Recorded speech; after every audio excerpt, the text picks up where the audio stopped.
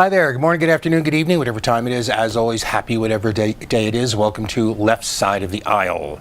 I'm your host. My name is Larry Erickson, and for the next half hour, I'm going to be ranting away at you with things important to me that I think are worthy of your attention. As always, any reactions to the show, comments, questions, thoughts, ideas, whatever, send them to me directly. The email address is whoviating, WHOVIATING at AOL.com.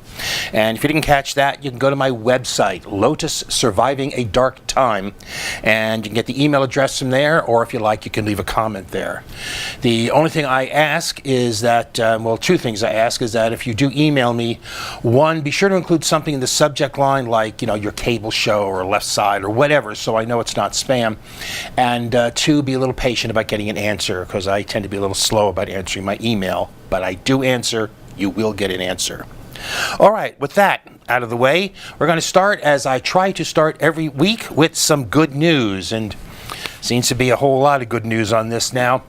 Last week, May 13th, I mentioned this briefly last week, but I said I'd talk a little bit more about it.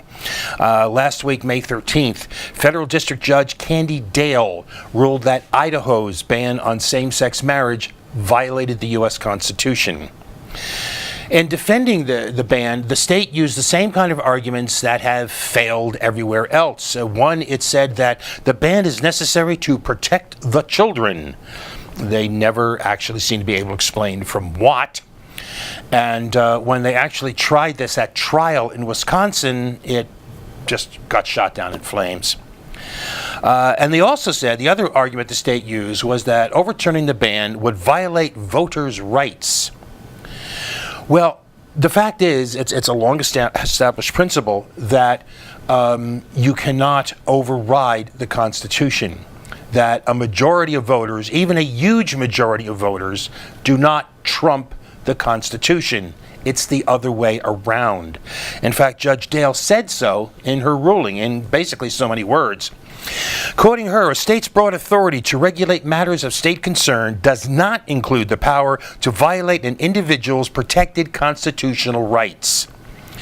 She also declared that the ban relegates gay and lesbian families to a stigmatized second-class status, and that the ban does not withstand any applicable level of constitutional scrutiny. Now, Idaho Governor Butch Otter had filed a preemptive motion to have her Judge Day stay her ruling, and that motion was granted by the Court of Appeals for the Ninth Circuit.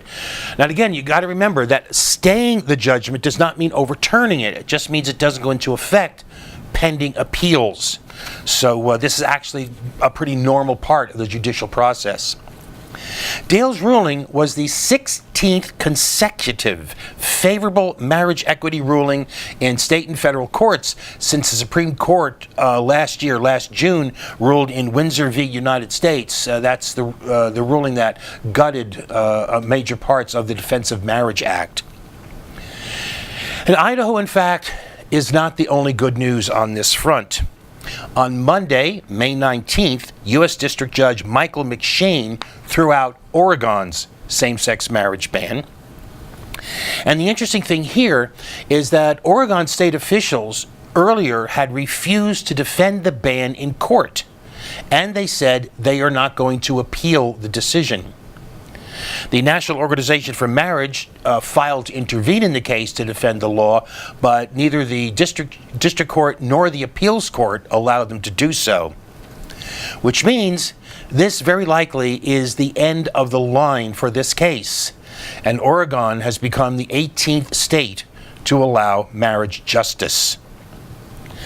Also on Monday, the same day, a federal judge in Utah ordered the state to recognize some same-sex marriage. See, this is a little complicated. Utah was one of the states where a federal district judge overturned the state's ban on same-sex marriage and then refused to stay the ruling. It wasn't until about 2 weeks later that the U.S. Supreme Court issued a stay to suspend the ruling. the thing is, in that time, about 1,000 same-sex couples got married in Utah. And the question about their legal status came up, and on Monday, May 19th, a federal district judge in Utah ordered the state officials to recognize those more than 1,000 same-sex marriages that took place in that 2-week period.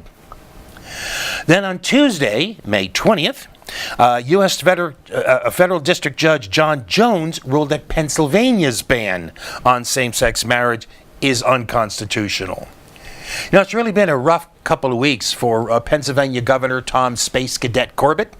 I mentioned last week about how the voter ID law that he pushed got overturned, so he couldn't restrict the rights of minorities and the poor to vote.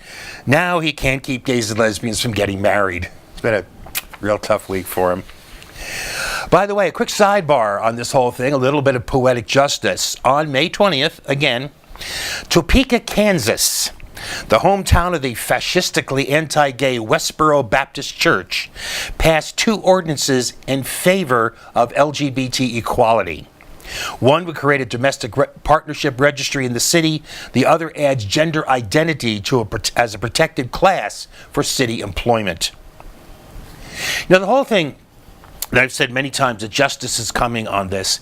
And one of the ways you can tell, well, actually there's 2 ways you can tell I'm going to mention. One is how ridiculous and desperate the arguments of the defenders of the bigotry are becoming. For example, here's an example. Back in February, a federal court said that Kentucky, the officials in Kentucky, have to recognize valid same-sex marriages that were performed in states where they were legal. That is, Kentucky has to recognize those marriages for people living in or coming through Kentucky. Well, last week, the state filed its appeal for that decision, saying this ban on recognizing these marriages should be upheld because, quoting the appeal, the laws are rationally related to the state's interest of preserving the traditional man-woman marriage model, because man-man and woman-woman couples cannot procreate. And Kentucky has an interest in encouraging procreation in the name of, quoting, long-term economic stability through stable birth rates. In other words, Kentucky is arguing that same-sex marriages are bad for the state's business. Now, besides the obvious flaw in this argument, which is that there's no other way in which this requirement for procreation is enforced. I mean, you don't have to take a fertility test in order to get married. If you don't have kids after a certain amount of time, your marriage is not annulled. The fact that you're beyond childbearing age is no bar to get married. There's beyond all that. What is it that Kentucky is imagining will happen if this ban was upheld? They imagine that some couple, 2 guys, for example, got married in Massachusetts and who moved to Kentucky because their marriage is not recognized. They're going to separate. They're each going to marry a woman and then start popping out babies at the demographically appropriate rate. What is it they think is going to happen? Anyway, the other thing here, the proof of what's changing.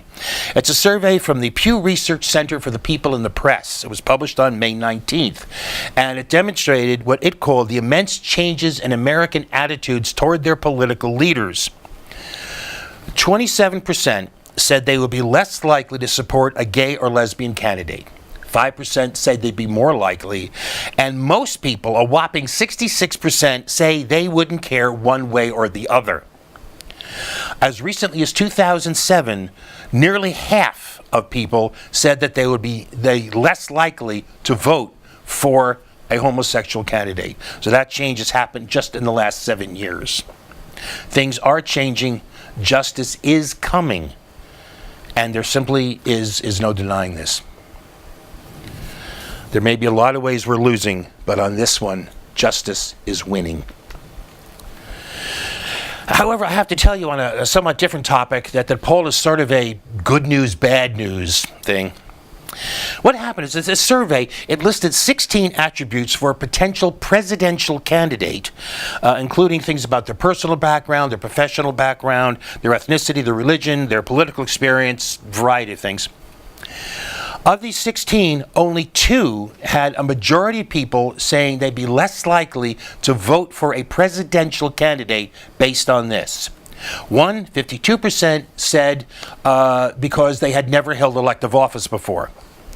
The other 53% said if you're an atheist. In fact, based on the percentages of some of these other categories, and even adding the two less likelies together, you would be better off. You would turn off fewer voters if you were a lesbian pothead than if you were an atheist. You know, it reminds me of a study from a few years ago from the University of Minnesota, which found that atheists were the least trusted minority in the United States, and the group that the greatest number of Americans would not want their children to marry. You know, last week, as another example, I mentioned there was an AP poll. I'm talking about the media. I mentioned about a poll that demonstrated Americans' ignorance about science. Well, as part of their demographics for this poll, part of the demographics information they gathered, there was one question was, what is your religious preference? The choices were Protestant, Catholic, Mormon, Jewish, Muslim, other, don't belong to a religious denomination, refused, not answered. And if you said other, you're to be asked, do you consider yourself a Christian or not? I want you to note carefully that in those alternatives, there is no way to say, I'm just not religious, period. The closest you can come is saying, I don't belong to a particular denomination. There's no way to say, I'm just not religious. You know, in this country, we are justifiably proud of religious freedom. But one thing we do not have is freedom from religion. We're going to take a break.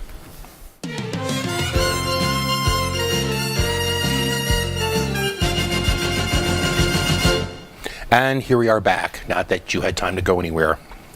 All right, we're going to move right now to one of our regular weekly features. It's the Clown Award, given as always for meritorious stupidity. And this week we had 2 top competitors. They were neck and neck for a while, but only one can be the true clown. So our runner-up is Florida State Representative Charles Van Zandt. Now, you may have heard about the Common Core standards. This was an attempt by educational groups involving a various number of states and officials and so on to try to establish basic standards for education and for educational objectives that will be common across the country. It's a rather divisive topic in some educational circles, and the right wing doesn't like Common Core standards because it of necessity involves things on, say, science and history and whatnot that they really just don't want to hear. There's also a number of people on the left who oppose it because Common Core standards focus way too much on standardized testing as your measure of success, which is really a lousy way to run an educational system. But Charles Van Zandt knows the real problem with the Common Core standards. The standards, he said, quoting, will promote double-mindedness in state education and will attract every one of your children to become as homosexual as they possibly can. That's right. The real problem with Common Core standards is they'll turn your kids gay. Now, in a normal week, that would be a winner. This is not a normal week. So, the winner of the Big Red Nose this week is Wheel of Fortune host and all-around right-wing nutjob Pat Sajak, who on Monday tweeted this, and I'm quoting, I now believe global warming alarmists are unpatriotic racists, knowingly misleading for their own ends. Good night. Now, to call this loopy does not begin to do it proper justice, and it's hardly the first buffoonishly ignorant thing that Pat Sajak has tweeted about global warming. But this one sets new standards for inanity. Now, rather than wondering, as some have, just what patriotism and race have to do with the scientific reality of climate change, other that is than the fact that poor, non-white, non-Americans are going to get hit first and hardest by climate change, I personally figure that Mr. Sajak is just pumping out the current right-wing meme that everything which they don't like is either unpatriotic or racist, and he didn't have the wits to do anything more than just string them together. Thing is, this tweet came the same day that the National Oceanic and Atmospheric Administration, NOAA, announced that worldwide, April 2014 tied as the warmest April on record. It was also the 350th consecutive month with global average temperatures above the 20th century average for that month. That's over 29 full consecutive years of above average temperatures. And by the way, if you think that we had sort of a cool April, yeah, actually we did. We are not the entire world. That report from NOAA actually followed a week in which 3 separate studies of Antarctic glaciers found increasingly rapid ice loss, raising the specter of a significant, even severely damaging rise in sea levels of anywhere from 4 to 15 feet, depending on the breaks. 2 of those reports, which actually, again, I mentioned this briefly last week, 2 of those reports described how the ultimate collapse of the West Antarctica ice sheet has become irreversible, while the other, a week later, showed that the rate of ice loss in Antarctica's ice sheet since 2010 is double the rate of that 5 years previously. Now, 2 things to note here very quickly. One, we have to note that the recent reports of the Intergovernmental Panel on Climate Change, the IPCC, don't include any predictions about sea level rise, including melt from Greenland and Antarctica, because it was felt that the science on that was not rigorous enough to include in the predictions. Which means that any of this rise from Antarctic melt would be in addition to the 1 to 2 feet rise by 2100, which the IPCC has predicted. The other thing I have to point out, this is not going to happen immediately. This is not just going to happen tomorrow or next week or next year. There is a reason the word glacially means slow. This collapse of the ice sheet could play out over a couple of hundred years. But 2 points here, again, to make on this. As I said last week, the issue here is not so much that it's going to happen immediately, it's that it has become irreversible. It's inevitable. It's past a point of no return. And it's important to emphasize, we're talking about climate, we're talking about global change, global warming, global climate change. The fact is that some of these processes reach a point where they're no longer reversible, that even if we completely stop putting any additional greenhouse gases into the atmosphere, this is still going to happen. There are points of no return, and we are approaching points of no return on several things. The other thing to say is that the effects of sea level rise are not just in the future. We're already seeing them. For one example, the sea levels have risen about 1 foot around New York City between 1900 and 2012. The result of that is that when Hurricane Sandy struck, 80,000 people were in a flood zone who would not have been minus that sea rise. And the fact is, the Union of Concerned Scientists has just released a report on how some of the United States' most cherished historic sites and national landmarks are at risk from rising seas and floods and wildfires. They actually included 30 case studies. And yeah, wildfires too. Well, the U.S. Forest Service and the Department of the Interior, for example, this year are predicted to go $400 million over budget in fighting fires. And Rhea Sue, she's the Assistant Secretary of Policy, Management, and Budget at the Department of the Interior, specifically blamed climate change as a cause for this, noting that the fire seasons, that's the length of time of the year during which wildfires are likely, it's 60 to 80 days longer than it was 30 years ago. And by the way, after all this, you tend to forget that it's not all about us.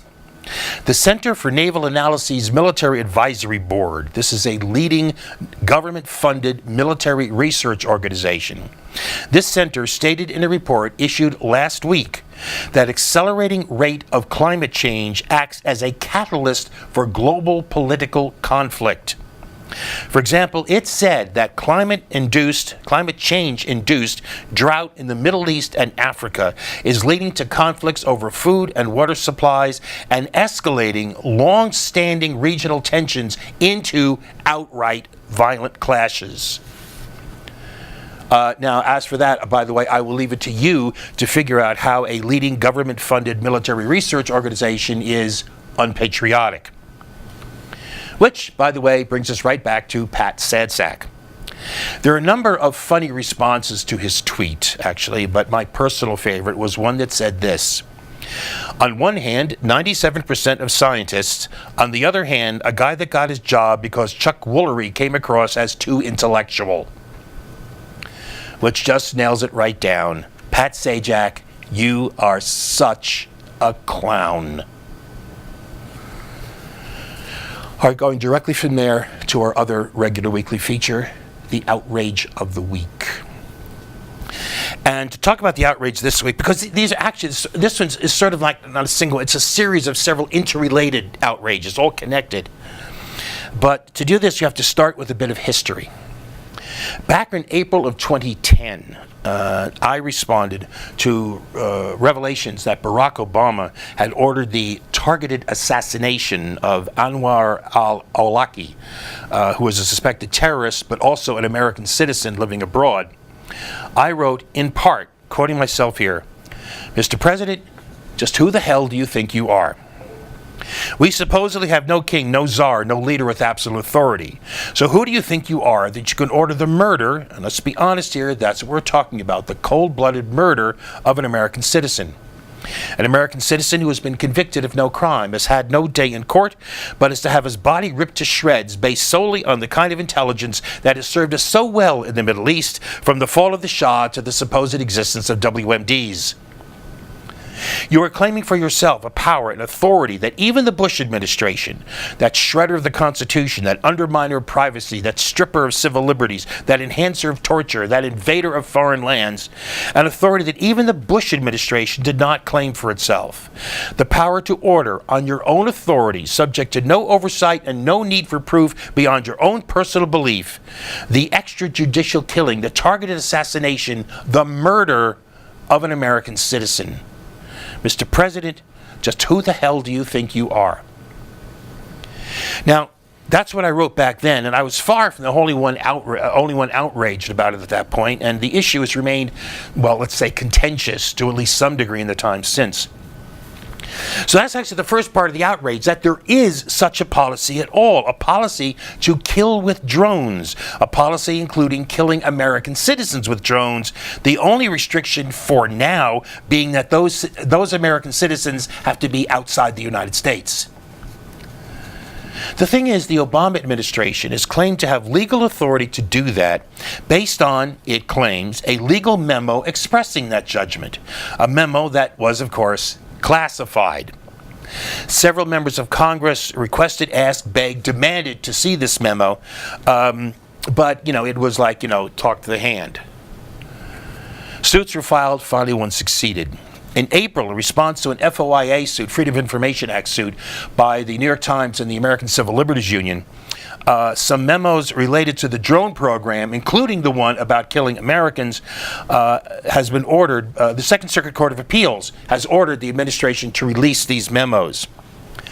Now, Obama, of course, didn't want to and had 45 days to appeal. So much, yet again, for the most transparent administration in history. But the amazing Mr. O had a problem. He had nominated the author of that Kill Americans memo, one David Barron, to a seat on the First Circuit Court of Appeals. And a number of folks, including a number of Senate Democrats, were unhappy enough about not being able to see these memos which Barron wrote, to use his nomination as leverage to force their release. And here, by the way, is another part of this outrage, the fact that this guy, the Obama administration's John Yoo, is being nominated for a lifetime position on the federal appeals bench. In fact, he's worse than John Yoo. John Yoo only came up with an argument for the Bush gang for why it's okay for a president to order the torture of people. This guy came up with an argument for why it's okay for a president to order the murder of people. Anyway, a couple of weeks ago, the O-Gang offered a compromise. Members of the Senate could see the memos, but they still would not be released to where, ordinary peons like us could be able to see them. Well, that, as it turned out, didn't satisfy some people, such as Mark Udall and Ron Wyden, who said that they might oppose Barron because of the memos. So on Tuesday, a day before a key procedural vote on Barron's nomination, a vote which I will say that as of the moment I am taping this has not yet happened, two officials who are not authorized to comment publicly, which means it was a leak, a terrible thing, leaks, but two officials made it known that the administration would not appeal the decision to release the memos. However, it will try to convince the Court of Appeals to redact, that is to censor even more of the menu and the other information involved in the decision that the court already did, more of redaction that the court has already done in the version of the memo it ordered released. Which is another layer of outrage, because after saying it will not oppose release of the memo, the Obama administration is trying to do as much as it can to suppress it. It also means it could easily be weeks before the memos actually see the light of day, and we still don't know how much of them will actually be made public. And even so, and this is where the outrage really starts to boil over, even so, that promise of something will come out some point in the future was enough that those stalwart Democrats, including both Udall and Wyden, to start falling all over themselves to get in line, because just throw them a bone and they'll come licking your faces. It's even to the point where some, such as Pat Leahy, were dismissing the whole issue of the memos and their release, the whole question of Barron's role in providing the basis for a policy of legitimized assassination of American citizens. That whole issue, they're saying, is simply irrelevant. Apparently, this is another part of the Obama administration's look forward, not backward policy, and amnesty and amnesia apply also to members of his own administration, not just the Bush gang and Wall Street. We have a policy that allows the president, any president, to kill U.S. citizens based solely on their unreviewable, unchallengeable conclusion that the person is some kind of terrorist or is near where some other terrorist is. The person who came up with it is, the legal justification is being offered a lifetime appeal position on the federal appeals bench, and the supposed liberals, the great humanists of the Senate Democrats, can't even rouse themselves to say no and mean it. And that is an outrage. I'm out of time. I will see you next week. Got a lot more stuff to talk about, but for now, you just have the best week you possibly can. Peace.